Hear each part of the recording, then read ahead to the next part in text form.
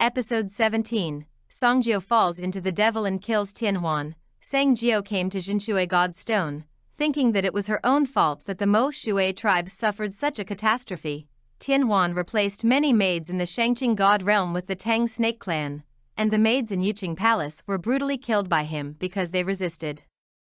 The fallen demon Sangjiu entered the realm of the gods with the Jinshui sword. Now her strength is extraordinary, and she will kill the heavenly soldiers who blocked her in one fell swoop, and even seriously injured Tianhuan. Mingyi successfully refined the seal of washing marrow, and was delighted to help Sangjiu reshape the marrow soon. At this time, the heavenly soldiers came to report that a witch would take Tianhuan away and take her to the southeast wind spring.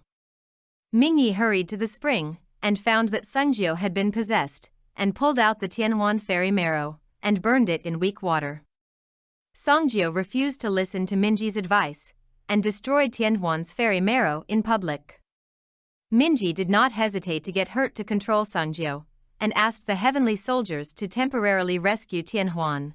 Mingyi learned from his subordinates that Tianhuan had slaughtered the Mo clan, and was angry with Tianhuan for what he had done. He abolished the cultivation bases of the heavenly soldiers who followed Tianhuan, and sent them to the prison. Mingyi learned from the Yao Wang that Sangjiu's obsession was caused by the agitation of the hatred of the extermination of the clan. Sangjiu woke up from the room and found that his hands and feet were bound. He heard the heavenly soldiers outside begging Mingyi to distinguish between grievances and punish her for the crime of killing the heavenly soldiers and generals.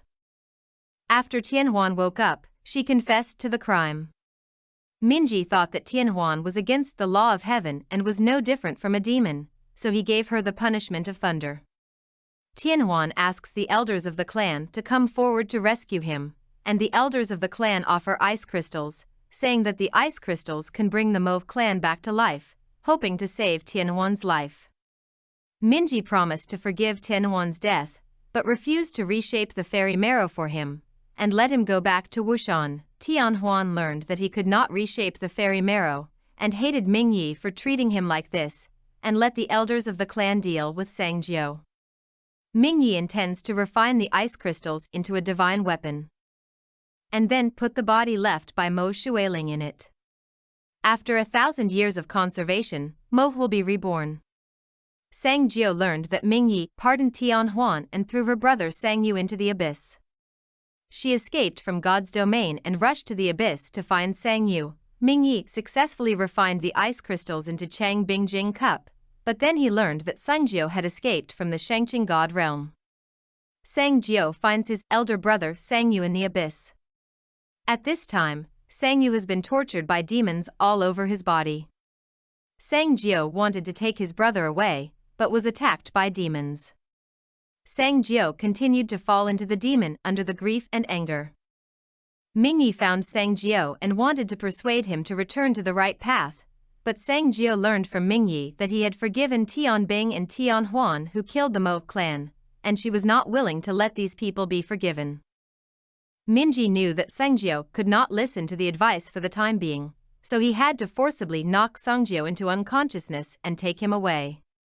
Mingyi met Jiza Yuanshan in Huangyuan, and with the help of Jiza, Mingyi successfully brought Sangjiu brother and sister out of Huangyuan. Sangjiu woke up in the hut in the forest. Mingyi took out the ice crystal cup, and told Sangjiu that as long as the remains of the Mo Shui tribe were placed in the cup, the Mo tribe would have a chance to come back after 1,000 years. And he also refined the seal of washing marrow. As long as Sangjiu maintains his Tao heart, he will be able to reshape the marrow in time. Mingyi said that he really liked the days in the mountains and forests with Sangjiu. And for the rest of his life, no matter what the price was, he hoped that Sangjiu could return to the fairyland. Sangjiu learned that the Wanyan ice crystal was obtained by Mingyi from the Tang snake clan, but she knew that this was not a deal at all. Sangjiu regrets that because she fell in love with Mingyi, she brought disaster to the tribe, and since Tianhuan slaughtered all the Mo tribe, she only has atonement and revenge in her heart, and there is no Mingyi anymore. Sangjiu said that she would find a way to save Sangyu, but she didn't want to accept the favor of the god of war and smashed the ice crystal cup directly. Tianhuan escaped from the prison, intending to monopolize the Yuqing palace and become the lord of the god realm. For this reason, she took away all the immortals who refused to accept her, and wanted to throw them into the Huiyang cauldron for refining. Sangjiu invaded the divine realm of the Shangqing after beating Minji unconscious, killed Tianhuan in one fell swoop, and swore here that he would kill the Tunsha tribe until there were no more such tribes in the world.